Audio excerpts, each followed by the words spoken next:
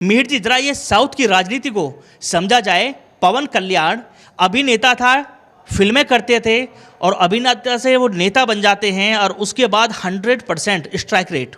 सत्येंद्र जी, जैसा कि नरेंद्र मोदी जब बोल रहे थे तो उन्होंने अपने भाषण में खास तौर से जिक्र इस बात का किया कि ये पवन नहीं, ये आंधी है। और बिल्कुल जिस तरीके से तारीफ के पुल बांधे तो, और दक्षिण को लेकर के मोदी बहुत आश्वस्त नजर आए कि पहली बार बंगलोर में, कर्नाटका में कांग्रेस की सरकार है लेकिन फिर भी बीजेपी को सीटें मिली, ठीक ठाक सीटें मिली वहाँ पर। और पहली बार केरल में इनको कामयाबी मिली, आंध्रा में इनका, ये तमिलनाडु में इनका वोट शेयर बढ़ा।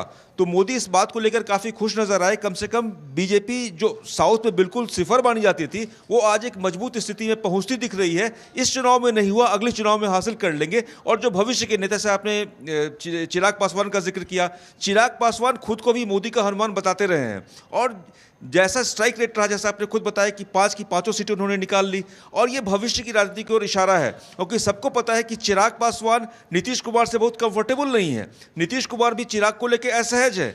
आपस में जब चुनाव के दौरान, उसके पहले भी नीतीश कुमार के खिलाफ चिराग पासवान काफ़ी बयानबाजी करते रहे हैं। ऐसे में ये बहुत ही दिलचस्प होगा सत्येंद्र जी कि जो सरकार बनने जा रही है उसमें चिराग को भी महत्वपूर्ण महकमे मिलेंगे। क्या यहाँ पर आपने जिक्र कर दिया कि नीतीश कुमार असहज है चिराग से?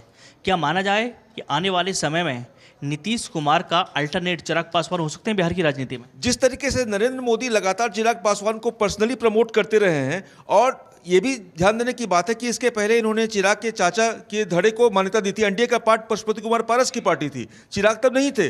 लेकिन तब भी चिराग खुद को मोदी का हनुमान बताते रहे और मोदी के खिलाफ कभी बयानबाजी नहीं की। उसके उलट वो नीतीश के हमेशा अगेंस्ट रहे, वजह भी थी उस समय। और अब एक बार जिस तरीके से जो बॉडी लैंग्वेज, जिस केमिस्ट्री की बात आप कर रहे थे, चिराग पासवान जाते हैं, पैर छूते हैं, मोदी उनको गले लगाते हैं, पीठ थपथपाते हैं, तो जो लाड़ और दुलार दिख रहा है ये बेवजह नहीं है। भविष्य की राजनीति की ओर ये संकेत करता है। मीर जी, एक अहम सवाल आपसे ये भी है, चूंकि प्रधानमंत्री नरेंद्र मोदी जब मीडिया से मुखातिब हुए तो उन्होंने कहा ठीक है साहब, चुनाव चल रहा है लेकिन मैंने 100 दिन का एजेंडा अपना सेट किया हुआ है। नरेंद्र मोदी जिस रफ्तार से काम करते हैं, जिस प्लानिंग के साथ काम करते हैं, जो उनका तरीका है वो दबंगई वाला तरीका रहा है अब तक, जो 2014 और 2019 के बाद हमने और आपने सब लोगों ने देखा है। क्या नरेंद्र मोदी अपने उसी अंदाज में अब काम कर पाएंगे? क्योंकि अब स्थिति 2019-2014 की नहीं है साहब। उस वक्त मोदी सरकार थी और अब एनडीए सरकार है।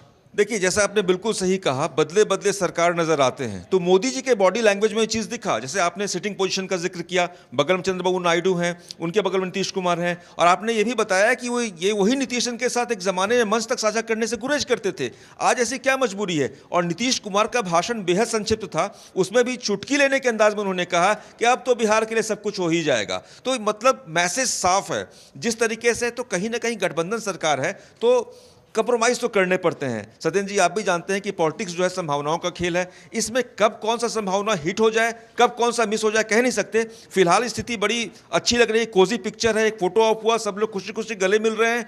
पर यकीन कीजिए कि यूपीए 1 हो, यूपीए 2 हो, उसके पहले अटल जी की सरकार हो, अटल जी का उसके पहले का 13 महीने का कार्यकाल हो, 13 दिन की सरकार चली हो, ये गठबंधन पॉलिटिक्स की वजह से सरकारें बनी, चली और बिगड़ी। अब आने वाले समय में क्या होता है ये तो हम लोग प्रेडिक्ट नहीं कर सकते। लेकिन नीतीश कुमार को जो लोग जानते हैं, उनके पॉलिटिक्स के स्टाइल समझते हैं, उनको पता है नीतीश कुमार कब पलटी मार दें कहना मुश्किल है। लेकिन नेतृत्व अटल बिहारी वाजपेयी का और नरेंद्र मोदी का, दोनों में बड़ा अंतर है। ये वो अटल बिहारी वाजपेयी हैं कि पीवी नरसिम्हा राव प्रधानमंत्री होते हैं, पाकिस्तान से बात की जाती है और विरोधी दल का नेता वहाँ पर अटल बिहारी वाजपेयी होते हैं, और उस डेलीगेशन का नेतृत्व अटल बिहारी वाजपेयी करते हैं, पाकिस्तान से बात करने जाते हैं।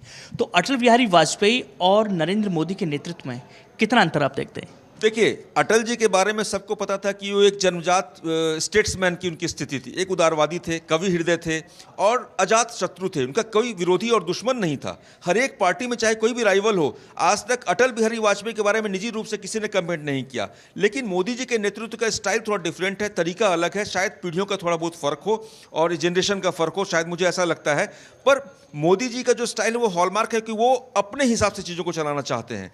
ऐसे में आप जिस स्टाइल की बात कर रहे हैं, तो कहीं ना कहीं जिस तरीके से अटल बिहारी वाजपेयी के दौर में बीजेपी को अपने मूल एजेंडे से कंप्रोमाइज करना पड़ा, सत्येंद्र जी आप भी जानते हैं, 370 हो, चाहे राम मंदिर हो, चाहे हिंदुत्व, उग्र हिंदुत्व का हो, ये सब चीज़ें साइड हाशिए पर चली गई थी।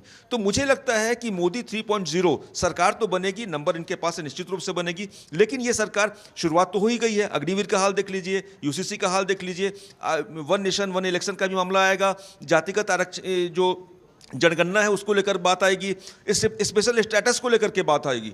तो निश्चित रूप से ऐसे में क्या मोदी उसी जो 14 में चलाया उन्होंने 5 साल, फिर 19 में चलाया, तो क्या मोदी 3.0 उसी ताकत के साथ चल पाएगी? मुझे इसमें शक लगता है। अमित शाह को भारतीय जनता पार्टी का चाणक्य कहते थे कि जो उन्होंने नीति बना दी वो 100% कामयाब रहती थी। लेकिन इस बार के चुनावों में भी पूरी स्ट्रेटजी अमित शाह की थी, लेकिन वो इतनी कारगर साबित नहीं हो सकी। शायद इसी वजह से प्रधानमंत्री नरेंद्र मोदी हो या पूरी की पूरी भारतीय जनता पार्टी हो, सबने 370 का आंकड़ा दिया था बीजेपी के लिए और 400 पार का नारा दिया था एनडीए के लिए, लेकिन वहाँ पर वो फ्लॉप हो गए। उसके बाद से लगातार कयास यही लगाए जा रहे थे कि अमित शाह का कद घट जाएगा। लेकिन आज की तस्वीरें जब हमने देखी कि यहाँ पर पार्टी अध्यक्ष नरेंद्र मोदी के लिए पहले बातें करते हैं, संबोधन करते हैं, उसके बाद राजनाथ सिंह आते हैं, प्रस्ताव लाते हैं, उसके बाद समर्थन के लिए अमित शाह आ जाते हैं। क्या कोई मैसेज देने की कोशिश की गई थी कि नहीं नहीं, जैसा समझा जा रहा है तस्वीरों में कि अमित शाह को डाउन कर दिया गया, साइडलाइन कर दिया, ऐसा नहीं है, या फिर वाकई ही कुछ चल रहा है अंदर? देखिए, दरअसल मीडिया में अक्सर कई बार सूत्रों के हवाले से खबरें प्लांट होती हैं। तो 3-4 दिन पहले एक खबर चली, खबर ये थी कि चंद्रबाबू नायडू किसी भी सूरत में अमित शाह को गृह मंत्री नहीं देखना चाहते हैं। हालांकि इस खबर का कोई आधार नहीं था, लेकिन धीरे धीरे जिस तरीके से आपने भी उस रोज, हम लोग बातचीत कर रहे थे न्यूज़ रूम के अंदर बैठे हुए, तो चर्चा हुई कि भाई इतना डिस्टेंस क्यों मोदी जी बरत रहे हैं अमित शाह के साथ। नड्डा साथ में हैं, राजनाथ सिंह खड़े हैं, और अब देख लीजिए कि आज भी मंच पर आपने देखा और उसके पहले कल भी हम लोगों ने देखा, तमाम मौक़ों पर देखा कि अचानक से अमित शाह और मोदी जी के चेयर के बीच में फासला बढ़ गया। तो इसको लेकर इंडियन एक्सप्रेस ने भी एक तस्वीर लगाई थी और तमाम जगहों पर देखे तो एक मैसेज था, लेकिन उस मैसेज के शायद इल्म भाजपा हाईकमान को भी रहा होगा।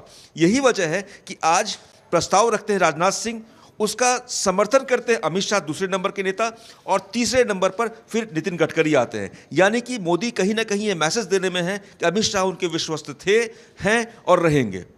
ये भी कहा जाए, चूंकि नितिन गडकरी को बुलाया गया कि नितिन गडकरी और प्रधानमंत्री नरेंद्र मोदी को लेकर कुछ दूरियों की खबर चल रही थी।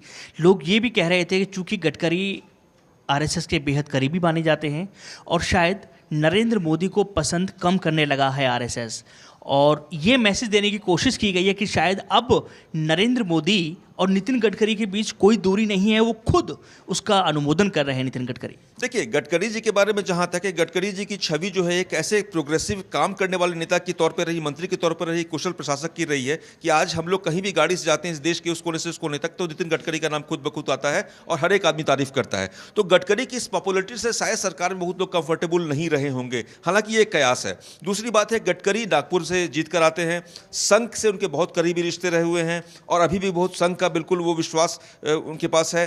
तीसरी बात यह है कि गडकरी के बारे में तो खबर यहां तक थी, उस वक्त इनको टिकट भी नहीं दिया जा सकता है, अल्टीमेटली टिकट मिला, और अल्टीमेटली आज के मैसेज से भी ये क्लियर है कि गडकरी की पोजीशनिंग रहेगी। वो शायद बीजेपी हाईकमान में कोई चाहे ना या ना चाहे, लेकिन गडकरी की जो पोजीशन है, जो शख्सियत है, उनका जो वजूद है, वो अभी रहने वाला है। आने वाले समय पोर्टफोलियो क्या मिलता है ये देखना इंपॉर्टेंट होगा। अभी मंत्रिमंडल कैबिनेट बर्थ को लेकर कयास होंगे। अब क्या ये भी देखने की बात है सत्येंद्र जी कि क्या बीजेपी रक्षा, वित्त, गृह ये अपने पास रखेगी निश्चित रूप से, उसमें जो बाकी चीज़ें हैं वो क्या होगी, आंध्र प्रदेश में क्या होगा, क्या नायडू अपने जिन स्पीकर चाहते हैं, बाकी के 5-6 कौन से मंत्रालय वो चाहते हैं, नीतीश कुमार जैसा महत्वाकांक्षी नेता एम्बिशस जो है वो क्या इसको लेकर कंप्रोमाइज़ कर लेंगे, ये भी देखने की बात रहेगी।